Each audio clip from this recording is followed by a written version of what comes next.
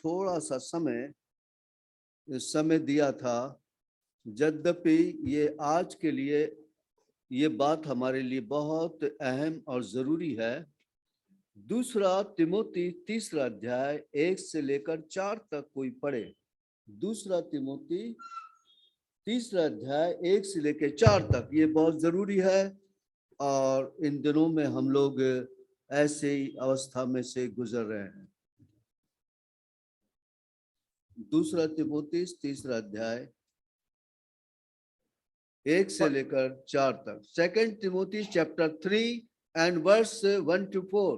पर यह स्मरण रख कि अंतिम दिनों में कठिन समय आएंगे, क्योंकि मनुष्य स्वार्थी, लोभी, डिंगमार, अभिमानी, निंदक, माता पिता की आज्ञा टालने वाले, कृतज्ञ, अपवित्र, दया रहित, क्षमा रहित, दोष लगाने वाले, असंयमी, कठोर, भले के बैरी, विश्वासघाती, ढीठ, कमंडी और परमेश्वर के नहीं वरन सुख विलास ही के चाहने वाले होंगे। आइए हम फिर से प्रार्थना करेंगे। हम अपने उद्धारकर्ता प्यारे प्रभु यीशु मसीह के नाम से अपने पिता परमेश्वर के बड़े अनुग्रह के सिंहासन के सामने आते हैं। और पिताजी, ये आपका वचन है जो पवित्र आत्मा की प्रेरणा के द्वारा से रचा गया। मैं भी आपकी ओर देखता हूँ, बिना आपके मैं भी कुछ नहीं कर सकता।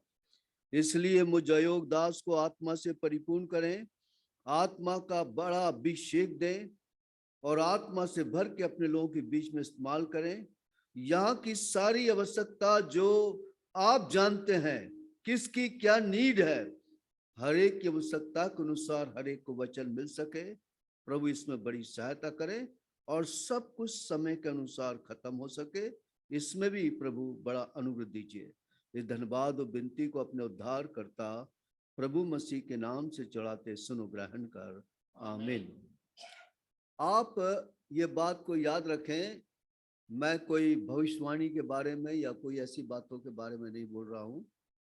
मैं सिर्फ इस बात को बता रहा हूं, ये जान रख, ये स्मरण रख कि अंतिम दिनों में कठिन समय आएंगे। आप मानो न मानो, हम लोग कठिन दौर से गुजर रहे हैं। 2019 से ही कठिन दिन आरंभ हो गए थे, जब बरसात बहुत कम मात्रा में हुई थी और 2020 में कोरोना का आक्रमण हम लोगों के ऊपर हो गया और उसके कारण दुनिया में बड़ा तहलका मच गया। हमारे लोग विश्वासियों के परिवारों में भी बड़ा तहलका मच गया। एक घर में 4 कमाने वाले थे, 4 में से 1 रह गया, 4 की नौकरी छूट गई। घर कैसे चलेगा? आप देख रहे हैं, क्या कठिन दिन नहीं आ गए? आज लोगों को एम्प्लॉयमेंट नहीं मिल रहा, लोगों को जॉब नहीं मिल रहा, लोगों को नौकरी नहीं मिल रही। आज आप और मैं कठिन दिन में से गुजर रहे हैं और ऐसे कठिन दिनों में आप और मुझको बहुत हिम्मत और साहस की जरूरत है। ऐसे कठिन दिनों में नए बल की जरूरत है, नई सामर्थ की जरूरत है और हमको हौसला, हम जो परमेश्वर के लोग, परमेश्वर के बच्चों के लिए हौसला खोने की कोई जरूरत नहीं है, साहस खोने की जरूरत नहीं है। कुछ काम है जो प्रभु ने हमें दे के रखा, कुछ बात है जिसके कारण हमें बल मिलेगा। हम लोगों को डिसअपॉइंटमेंट, डिस्करेजमेंट और डिप्रेशन में जाने की जरूरत बिल्कुल भी नहीं है। अगर ये है तो आप अपने आत्मिक जीवन को चेक करिए, अपने आप को चेक करिए। क्यों नहीं हमारे अंदर नया बल, नया उत्साह क्यों नहीं मिल रहा? दिन कठिन है, नो डाउट, और भी दिन कठिन आएंगे। आपको मैं एक और बात बता रहा हूं, WHO ने एक बार की घोषणा कर दी है कुछ समय पहले। दुनिया में कई देश, उसने नंबर ऑफ कंट्री, कई देशों के बारे में बोला कि दुनिया में भीषण अकाल आने वाला है। ये बोल दिए उन लोगों ने। अब अकाल की दशा में भी विश्वासियों पे असर पड़ेगा। आपको घबराने की जरूरत नहीं है। मैं आपको फिर बता रहा हूं, हम जो परमेश्वर के लोग हैं, हमारे पास सहारा है, हमारे पास उसका सामना करने की ताकत है। अगर आप पढ़े इफिसियों 6 और उसकी 13वीं आयत, इफिसियों चैप्टर 6 एंड वर्स 13, आप उसको पढ़ेंगे तो थोड़ा सा मैं इस बात को ले रहा हूं और आप इस बात को समझते जाएं तो हमारे लिए अच्छा होगा, ताकि हम बहुत हिम्मत के साथ हम लोग काम कर लेंगे और हम जीवित रहेंगे चाहे जो भी हो। इफिसियों चैप्टर 6 एंड वर्स 13। इसलिए परमेश्वर के सारे हथियार बांध लो कि तुम बुरे दिन में सामना कर सको और सब कुछ पूरा करके स्थिर रह सको।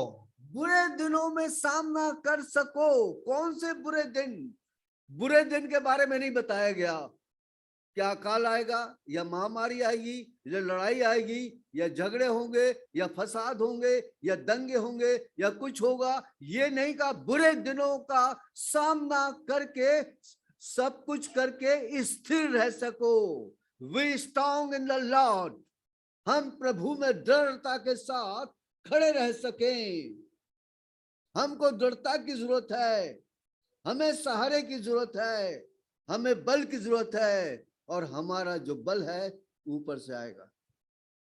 अगर आप पढ़ें भजन संहिता 121 और 1, मैं थोड़ा सा इधर उधर का लेके चल रहा हूं ताकि वचन भी समय के हिसाब से पूरा हो सके। मुश्किल है लेकिन पूरी कोशिश करेंगे। Psalm 121 एंड वर्स 1, बड़े जल्दी। मैं अपनी आंखें पर्वतों की ओर लगाऊंगा, मुझे सहायता कहां से मिलेगी? हाँ, मुझे वर्स 2। मुझे सहायता यहोवा की ओर से मिलती है। हाँ, मुझे सहायता कहां से मिलेगी? Who will help me? कौन मेरी मदद करेगा? दाऊद कहता मुझे सहायता कहां से मिलेगी? जब अब्दुल नाम गुफा में चला गया, जहां खाने के लिए परेशान था, रहने के लिए परेशान था, साउल से सुरक्षा नहीं हो रही थी, लोग उसको मारने के पीछे पड़े थे, मुझे सहायता कहां से मिलेगी? आज हमारे सामने प्रश्न है, हु विल हेल्प मी? कौन मेरी मदद करेगा? मुझे सहायता यहोवा की ओर से मिलेगी, लेकिन शर्त यह है मेरी आंखें उसकी ओर लगाऊंगा। हमारी आंखें कहां लगी हुई? हमारी आंखें कहां भटक रही है? हमारी दिल की आंखें, हमारी मन की आंखें कहां लगी हैं? Who will help us? कौन हमारी मदद करेगा? मैं आपसे कहता हूं कि आपकी हमारी मदद अद्भुत तरीके से परमेश्वर करेगा। यशाया 9 और 6, अगर इंग्लिश में है तो पढ़ें। यशाया चैप्टर 9 एंड वर्स 6, यशाया चैप्टर 9 एंड वर्स 6 पढ़ें इंग्लिश।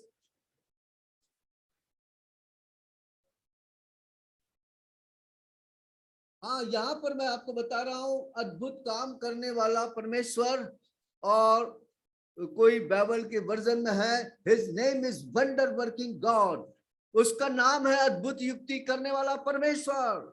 आश्चर्य कर्म करेगा, दिन कितने भी कठिन हो, ये याद रख, अंतिम दिनों में कठिन समय आए तो ये भी याद रख कि तुझको कठिन दिनों में, बुरे दिनों में सामना करने की तेरे पास ताकत होना चाहिए। और परमेश्वर की ताकत, आप कितने स्ट्रांग हो, कितने बल हो, गोलियत को मारने की ताकत दाऊद में नहीं थी। दाऊद उसके सामने बच्चा था, लेकिन प्रभु की ताकत उसके अंदर थी, यहोवा की ताकत उसके अंदर थी, उसने गोलियत को मार दिया। इस कठिन दिनों में किसी की ताकत हमारे पास ना हो, कोई भी ताकत मत होने दीजिए, लेकिन प्रभु की ताकत हर एक विश्वासी भाई बहनों के अंदर बनी रहे। इस बात का अगर आप ध्यान देंगे तो आप बुरे दिनों का सामना करोगे नहीं, सब कुछ को पूरा करके स्थिर हो सकोगे। मैं नहीं जानता किसकी क्या कंडीशन है, कौन कैसी बुरी दशा में पड़ा हुआ है, कौन कितना परेशान है। आप जानते बेहतर, मुझसे अच्छा आप अपनी स्थिति को जानते हैं। आप अपनी स्थिति से लड़ने वाले बनेंगे। एक बार फिर से हम पढ़ेंगे यशाया उसका 40वां अध्याय, मैं सोचता हूँ यशाया 40 29 से लेके 31 तक। यशाया चैप्टर 40 एंड वर्स 29 to 31। वह थके हुए को बल देता है और शक्ति इनको बहुत सामर्थ देता है। तरुण तो थकते और श्रमित हो जाते हैं और जवान ठोकर खाकर गिरते हैं, परंतु जो यहोवा की बाट जोते हैं वे नया बल प्राप्त करते जाएंगे। हाँ, जो यहोवा की बाट जोते मतलब जो परमेश्वर से प्रार्थना करते हैं, यहोवा की बाट, वो नया बल प्राप्त करेंगे। बाकी दुनिया में लोगों के बल टूट जाएंगे, चाहे बड़े बड़े देशों के बल भी टूट सकते हैं, उनकी हिम्मत पस्त हो सकती है, वो हार सकते, बड़े बड़े पहलवान भी हार सकते हैं, लेकिन प्रभु के लोग चाहे जवान हो या बूढ़ा हो या जोश उम्र का हो, यदि वो यहोवा का बल पाने वाला हो, वो आग में से बाहर आ जाएगा। सद्रक मेशक अबेदनगो आग में से बाहर आ गए। उनका बल कुछ नहीं था, उनका बल प्रभु था। आज हमारा बल कौन है? हमारा बल कौन है? हमारे सामने खुद अपने मन से पूछिए कि मेरा बल कौन है, मेरी ताकत कौन है। अगर आपकी ताकत आपका पति है, आपकी ताकत आपके बच्चे हैं, आपकी ताकत आपका लड़का जो अमेरिका गया वो है, तो आप समझना आप कमजोर कभी ना कभी हो जाओगे। लेकिन अगर आपकी ताकत प्रभु है, आखिरी दम तक आपको परमेश्वर नया बल देता रहेगा। जो यहोवा की बाट जोते हैं वो नया बल प्राप्त करते हुए चले जाएंगे। आप इस बात को ध्यान देना, अगर आपकी ताकत कुछ और है तो आज उसको बाजू में रखो। प्रभु ये मेरी ताकत नहीं, मेरी ताकत मेरा प्रार्थना का जीवन है, life of prayer. This is my strength, ये मेरी ताकत है और कोई मेरी ताकत नहीं है। अगर आपकी प्रार्थना का जीवन छोटा है, आप इसको बढ़ाइए। मैं को आपको बता रहा हूं, जब यीशु मसीह क्रूस पे चढ़ा तो उसने एक बार कहा, हो सके तो प्रभु ये प्याले को हटा दे। वो जानता था ये बहुत कठिन है, मैं इसका सामना नहीं कर सकूंगा और मैं लोगों की थप्पड़ नहीं खा सकता, लोगों के घूसे बहुत मुश्किल की बात है, ये मेरे स्वभाव के विपरीत है। यद्यपि तूने मुझे राजाओं का राजा, प्रभुओं का प्रभु बनाया, लेकिन मेरी दशा ऐसी होगी, यह असहनीय सी हो रही है। हो सके तो उसने प्रार्थना किया, हो सके तो उस प्याले को हटा ले। लेकिन फिर उसने ये भी कहा, हे पिता मेरी नहीं तेरी इच्छा पूरी हो। जब वो जान गया कि प्रभु की इच्छा यही है कि मैं इस प्याले को पीऊं, तो मैं पीऊंगा, लेकिन उस प्याले को पीने के लिए भी, उस क्रूस को उठाने के लिए भी, उस दुख को उठाने के लिए भी प्रभु मसीह को सामर्थ की जरूरत पड़ी। आप पढ़े लूक चैप्टर 22 एंड वर्स 43। लूका उसका 22वां अध्याय और 43वीं आयत। लूका उसका 22वां अध्याय उसकी 43वीं आयत। तब स्वर्ग से एक दूत उसको दिखाई दिया जो उसे सामर्थ देता था। हाँ, स्वर्ग से उसको एक स्वर्ग दूत दिखाई दिया। कब? जब वो गैत्सेमनी बगीचे में घुटना टेक कर प्रार्थना कर रहा था और अपने आप में इतना व्याकुल हो गया, प्रार्थना में इतना प्रभु से मांगने लगा, उसका पसीना मानो खून के समान बाहर निकलने लगा। और उसने ये देखा, एक स्वर्गदूत उसको क्या दे रहा है? क्या दे रहा है? सामर्थ। ये देखना पड़ेगा, अपनी मन की आंखों से देखना पड़ेगा। क्या आपको परमेश्वर की ओर से बल मिल रहा है? नया बल मिल रहा है? नहीं मिल रहा होगा, आप कठिन दिनों का सामना नहीं कर पाओगे भाई बहन। मैं आज आपको ये बता रहा हूं, कठिन दिनों का सामना करने के लिए बहुत जरूरी है परमेश्वर का बल और परमेश्वर की ताकत और प्रार्थना का जीवन। अगर आप देखेंगे इब्रानियों उसका 4वां अध्याय उसकी 16वीं आयत, Hebrew chapter 4 and verse 16। Hebrew chapter 4 and verse 16। इसलिए आओ हम अनुग्रह के सिंहासन के निकट हियाव बांधकर चले कि हम पर दया हो और वह अनुग्रह पाए जो आवश्यकता के समय हमारी सहायता करे। हाँ, ये आओ हम उस अनुग्रह के सिंहासन के सामने चले, मतलब प्रार्थना करने चले। आवश्यकता के समय हमारी सहायता वहीं से होगी। आवश्यकता आपकी क्या आवश्यकता है? मेरी कुछ आवश्यकता कुछ और है, आपकी आवश्यकता कुछ और है। हर एक की आवश्यकता अलग अलग है, हर एक की जरूरत अलग अलग है, पर वो पूर्ति होगी कहां से? आओ हम उस नूर के सामने कैसे चले भैया? कैसे चले? अरे हिया boldness in the God Lord, boldness के साथ, हिम्मत के साथ, नए बल के साथ, नई ताकत के साथ हम हिया बांधकर उस अनुग्रह के सिंहासन के सामने चले, जहां से हमारी सहायता क्या होगी? होगी। हमारी आवश्यकता क्या है? आप घबराइए मत। आपकी क्या आवश्यकता है प्रभु के सामने रखिए। आप प्रार्थना करिए, कलीसिया की प्रार्थना में जुड़िए, मंडली की प्रार्थना में जुड़िए, आप अकेले प्रार्थना करिए, फैमिली प्रेयर में प्रार्थना करिए, प्रभु को दुहाई दीजिए। लेकिन एक बड़ी दुख की बात है, प्रभु कुछ और बोलता है, ये मेरे समझ में नहीं आया। और प्रभु के वचन तो प्रभु के ही हैं। आप पढ़ेंगे तो आप पढ़ लीजिए लूका उसका 18वां अध्याय, लूक चैप्टर 18 एंड वर्स 8। मैं तुमसे कहता हूँ वह तुरंत उनका न्याय चुकाएगा। उसके हाँ, तो भी मनुष्य का पुत्र जब आएगा तो भी जब मनुष्य का पुत्र आएगा तो क्या वह पृथ्वी पर विश्वास पाएगा? कौन सा विश्वास? मांगने वाला विश्वास पाएगा। जब मनुष्य का पुत्र आएगा तो क्या ऐसा विश्वास मिलेगा? विश्वासी भाई बहनों की प्रार्थना का जीवन कम हो जाएगा। आजकल लोग बोलते ये तो अभी मालूम पड़ रहा है, तो भैया बंबई इतना बिजी नहीं है, नहीं तो बहुत बिजी था। ये लोकल से वो लोकल, बस से पकड़, ऐसा ऐसा भागते थे, मैं देखता रहता था, इधर से दौड़, वो चलती लोकल पकड़ रहे। अरे एक के पीछे पीछे लोकल आ रही, क्यों चलती लोकल पकड़ रहे? उसके नहीं बस चलती लोकल, ऐसा फास्ट बिजी, एक व्यस्त जीवन है।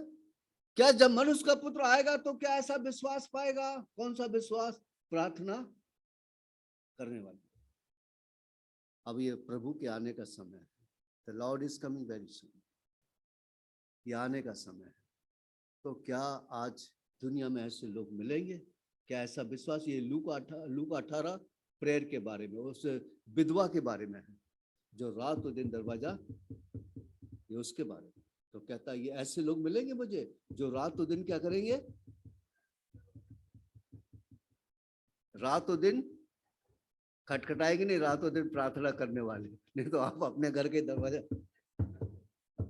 खटखटाओगे, ऐसा नहीं करना। रात और दिन प्रार्थना करने वाले, क्या ऐसे लोग मिलेंगे? तो शैतान को मालूम है, शैतान सब कुछ करवाएगा आपसे, लेकिन प्रार्थना नहीं करने देगा। और आपको मंडली की प्रार्थना में जुड़ना चाहिए, विच इज वेरी इंपॉर्टेंट। वहां से आपको बल मिलेगा, वहां से आपको स्ट्रेंथ मिलेगी, वहां से आपको सामर्थ्य मिलेगी, वहां से आपको शक्ति मिलेगी, और आप एक के बाद एक बातों पर जय पाओगे, ओवरकमर्स बनोगे, और प्रभु के आने के लिए आप तैयार हो जाओगे। तो ये बात का आप ध्यान दीजिए और इस तरीके से प्रभु के आने के लिए तैयार हो। दूसरा, प्रभु ने प्रार्थना के बारे में एक और कहा, लूका 18 और 1। फिर उसने इसके विषय में कि नित्य प्रार्थना करना और हियाव न छोड़ना चाहिए, उनसे यह दृष्टांत कहा। हाँ, नित्य प्रार्थना करना और क्या नहीं छोड़ना। हम लोग क्या करते हैं? हियाव क्या हो जाता हमारी? अरे भैया ये तो बड़ी मुसीबत है, ये तो बड़ी समस्या है, ये तो ऐसा लगता कभी हल नहीं होगी, इसी में मर जाना पड़ेगा हमारे को है। ये समस्या तो लड़के की, लड़का दुष्ट बनता जा रहा, ये तो ये गंदे रास्ते पे जा रहा, तो वो ऐसा कर रहा, तो ये ऐसा हो रहा, तो वो वैसा हो रहा। भैया समस्या तो बहुत बड़ी है, बड़ा मुश्किल रहेगा। और हिम्मत हार के हम लोग प्रभु को छोड़ देते और बैठ जाते। मंडली में क्यों नहीं आ रहे? हमको आना नहीं भैया, क्योंकि हम बड़ी समस्या में पड़े हुए। समस्या घर में बैठने से हल हो जाएगी। नित्य प्रार्थना करना कि आओ क्या करना? हाँ, अगर आप प्रार्थना नहीं करोगे आपकी हिम्मत टूट जाएगी, यू विल डिस्करेज, आप निराश हो जाओगे, आप हताश हो जाओगे, आप उदास हो जाओगे, और एक टाइम पर आप प्रभु को भी छोड़ दो। क्योंकि चेले क्या कर रहे थे प्रार्थना करते समय, उतना रेफरेंस नहीं बताने की जरूरत है, क्या कर रहे थे चेले? सो रहे थे। क्या हुआ? क्या हुआ बाद में चेलों का क्या हुआ? अरे सब भाग गए, सब भाग गए छोड़ के, मसीह को छोड़ के सब भाग गए, भाग गए। पतरस ने तो 3 बार इनकार कर दिया, मैं नहीं जानता, मैं नहीं जानता, मेरे से मत पूछो उसके बारे में, है, चले गए। दैट्स लाइक प्रभु ने प्रार्थना करो कि तुम परीक्षा में ना पड़ो। आज हमारे जीवन के अंदर प्रार्थना को बहुत स्थान दो, प्रार्थना पकड़ लो। जैसे याकूब ने कहा, जब तक तू मुझे आशीर्वाद नहीं देगा तो मैं तुझे, हम लोग छोड़ देते प्रभु को। हाँ प्रभु जी बहुत लंबा समय हो गया, बहुत मैंने फास्टिंग प्रेयर की, कुछ उत्तर नहीं मिल रहा, मैं तेरे को छोड़ देती। याकूब ने नहीं छोड़ा, मैं तुझे नहीं छोड़ूंगा।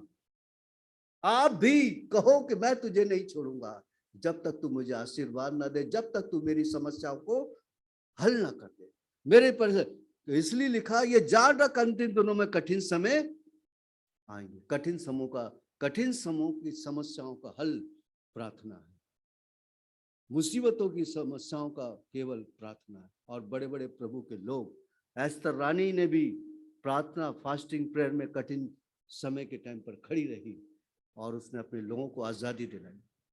आप भी कठिन दिनों में फास्टिंग प्रेयर में जुट जाओगे, प्रभु आपकी प्रार्थनाओं को हल करेगा। भाइयों बहनों, इस बात को ध्यान में दें। और अब समय के हिसाब से हमको चलना पड़ेगा। ये याद रखें, प्रभु की मेज हमारे सामने रखी है और खाते पीते समय हम प्रभु की मेज के बारे में भी हम एक बात पढ़ ले। पहला 1 कुरिन्थियों चैप्टर 11 एंड वर्स 34। पहला कुरिन्थियों उसका 23वीं आयत वर्स 23। क्योंकि यह बात मुझे प्रभु से पहुंची और मैंने तुम्हें भी पहुंचा दी कि प्रभु यीशु ने जिस रात वो पकड़वा गया रोटी ली। बस ये बात मुझे प्रभु से पहुंची और मैं तुम्हें पहुंचा दे रहा हूं। क्या बात पहुंची? मेज में भाग लेते समय, खाते पीते समय अपने आप को जांचना चाहिए। ऐसे ही भाग मत लीजिए, जांचिए। आपसे कोई भूल हुई, आपसे कोई गलती हुई, बीते सप्ताह में कोई चूक गए, आपके बोलने से पाप हुआ, आपके देखने से पाप हुआ, आपके सुनने से पाप हुआ, ये बात मुझे प्रभु से पहुंची और मैं तुम्हें पहुंचा दे रहा हूं। क्या पहुंचा दे रहा? अपने आप को जांचो। वर्स 28 पढ़े, पहला कुरिन्थियों 11:28। इसलिए मनुष्य अपने आप को जांच ले और इस रीति से इस रोटी में से खाए और इस कटोरे में से पिए। हाँ, इस रीति से इस रोटी में से खाए, ऐसे मत खा लेना, क्योंकि ऐसे खाने पीने से हम स्वयं अपने ऊपर दंड लाते हैं। ये भाई ने लिया तो मैं ले लूं, ये बहन ने ली तो मैं ले लूं, उसने लिया तो मैं ले लूं। ऐसा मत करो। आप अपने आप को देखो, आपका जीवन कैसा है। अगर आपका जीवन ठीक है तो फिर प्रभु की मेज में भाग लो। एक और थोड़ा सा रेफरेंस रह गया, टाइम मेरे पास है और आप निकाल ले। प्रकाशित वाक्य 8वां अध्याय उसकी 3री आयत। प्रार्थना किसकी सुनी जाती, ये और पढ़ना, ये बहुत, दैट इज वेरी इंपॉर्टेंट। प्रार्थना कुछ भी करें, कोई भी करे, नहीं चलेगा। विश्वासी है तो भी नहीं चलेगा। देयर इज वन कंडीशन, स्वर्ग में नहीं चलता, दुनिया में सब चलता, स्वर्ग में नहीं चलेगा। स्वर्ग में उन लोगों की प्रार्थनाओं को उत्तर मिलेगा, उन्हीं लोगों की प्रार्थना का, सबकी प्रार्थना को उत्तर नहीं। Revelation chapter 8 and verse 3। फिर एक और स्वर्गदूत सोने का धूपदान लिए हुए आया और वेदी के निकट खड़ा हुआ और उसको बहुत धूप दिया गया कि सब पवित्र लोगों की प्रार्थनाओं के साथ सोने की उस वेदी पर जो सिंहासन के सामने चढ़ाए। सब सब सब ये ध्यान दीजिए, प्रार्थना जब आप करते हैं तो पवित्रता में रहकर, पवित्रता से शोभायमान होकर, आप पहले अपनी भूलों को मानो। प्रभु जी मैंने ये किया, मेरे जीवन से ये हो गया, मेरे बोलने से ये हुआ, मेरे देखने से ये हुआ, मैंने वहां ये गड़बड़ी कर दी, मैंने उस भाई को ऐसा बोल दिया, उस बहन को ऐसा बोल दिया, वहां ये कर डाला, यहाँ ये कर डाला। प्रभु मुझे क्षमा कर और अपने लहू से मेरे गंदे दिल को धोकर साफ कर। अब तेरे लहू के द्वारा मैं पवित्र और धर्मी बनता। अब मेरी प्रार्थना को तू सुन, अब मेरी प्रार्थना को सुन। प्रभु सुनेगा, क्यों? मसीह के लहू के द्वारा पवित्र बने, और मसीह के लहू के द्वारा पवित्र बनकर मेज में भाग लीजिए। हम अपने आप को जांचें और देखें और मेज में भाग लें, और ऐसे भाग लेने से प्रभु हमारे ऊपर आशीष मिलेगा। प्रभु अपने वचन पर आशीष।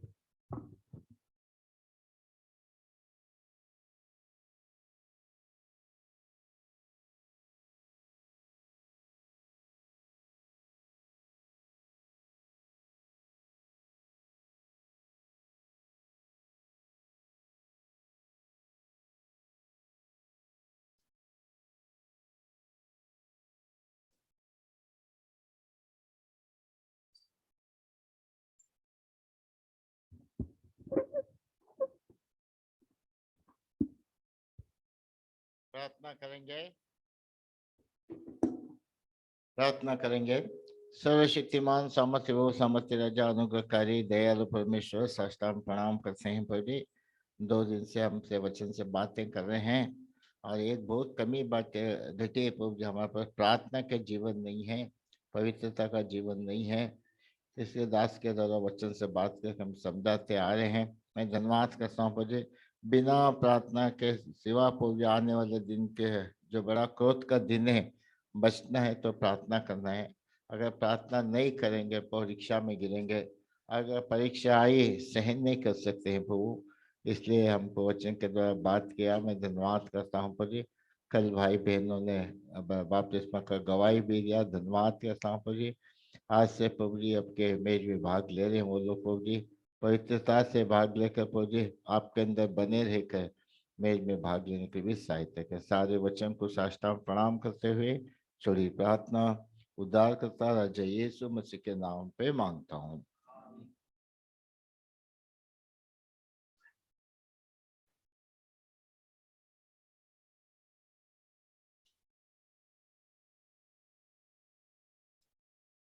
क्योंकि ये बात मुझे प्रभु से पहुंची और मैंने भी तुम्हें पहुंचा दी कि प्रभु ऐसे साथ पकड़वा गया, रोटी ली और धन्यवाद करके उसने थोड़ी कहा, ये मेरी देह है तुम्हारे लिए, मेरे स्मरण के लिए ही क्या करो। जिन्होंने अपने आप को वचन में परखे हैं, जिनका बपतिस्मा हुआ है, वो लोग रोटी में भाग लेंगे, अपने दाहिने हाथ ऊपर उठाएंगे।